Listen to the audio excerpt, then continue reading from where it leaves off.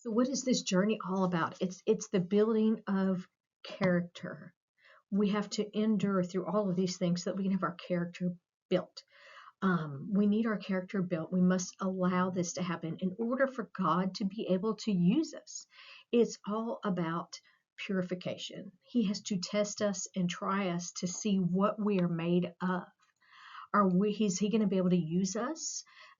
It's almost as if he's making us a vessel, a clay vessel. Okay. So if we're going to make a clay pot, we have to get it completed first. Then it has to be tried and tested and put in the fire. Okay. Does that sound like fun? It's not fun. It has to be solidified before we can use it. It has to be ready so that it can withstand and hold and be prepared. That is what God is trying to do in our life. He wants to make us vessels of honor that he can use. We don't contain the substance. We don't have to do necessarily the work. We just have to be a vessel and pour out what he gives us to pour out. He provides the stuff inside.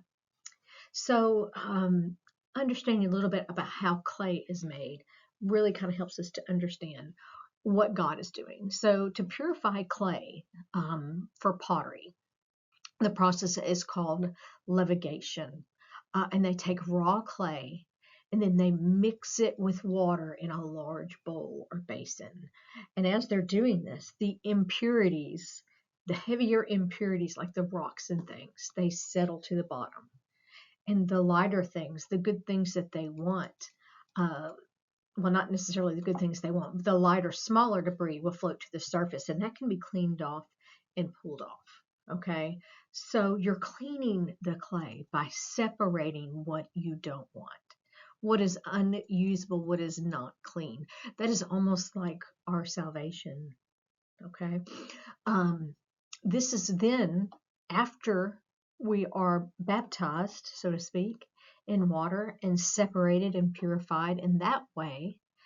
You have to further filter things out, and this is done by going through a sieve to remove even finer, smaller impurities. Okay, if you have impurities in clay before you fire it, it can cause a lot of problems. These can cause a discoloration, so things don't look right, cracking, warping. You can have pinholes, and this can even cause potential disasters and explosions.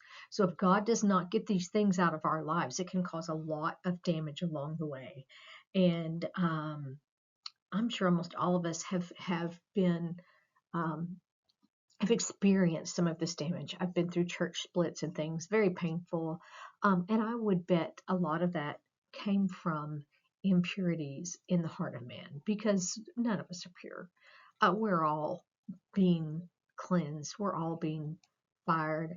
God is removing these things from our lives. So what impurities does God need to remove from our lives before we can be used? I was naive as a young Christian and thought I was ready. I thought I was ready to be in full-time ministry. And I didn't realize there was so much that had to be removed and is still being removed from our lives. Envy, gossip, strife, lust, gluttony. What else? What are those things, those impurities in our lives that God has to remove and expose before he puts us in the fire? That's just before we go in the fire, right? They've got to be removed before the next step can even start. So pottery is a clay that is molded and fired, and then they put a glaze on it to finish it. Okay, so they're going to put this glaze on it. If you think about pottery also, it's going to be molded by hand. Okay, and what is that? Squeezing and pressure, and it's first mixed with what's called a blender. So we've separated the clay through this purification from water. Then we're going to press it through that filter, that sieve, okay, to force out the excess water, the excesses. Then we're going to make it into a cake and chop it up into little pieces. That doesn't sound very good, does it? It sounds painful. It sounds uncomfortable, right? And then we can press it against the mold. And it takes a lot of molding and pressing to get it into the shape that it needs to be and to take off the rough edges. Okay. Next is, if that wasn't enough, it's got to be placed in a furnace in the fire and then dried. But it's got to be covered inside and outside with a glaze. And so it's going to be put in the fire of an extremely high heat, and that's going to mature the clay. And that is what it's called. It's called maturing the clay as we go through these trials to mature us. Okay. So high temperatures have to harden the piece to enable it to hold water. If you can't hold it, you can't pour it out. Okay. It doesn't pour out itself. It doesn't give any of itself, of its own clay. It is only a vessel to hold that which is given. Okay. It only holds what's placed in it and then pours it out. So the glaze is a really important part of this.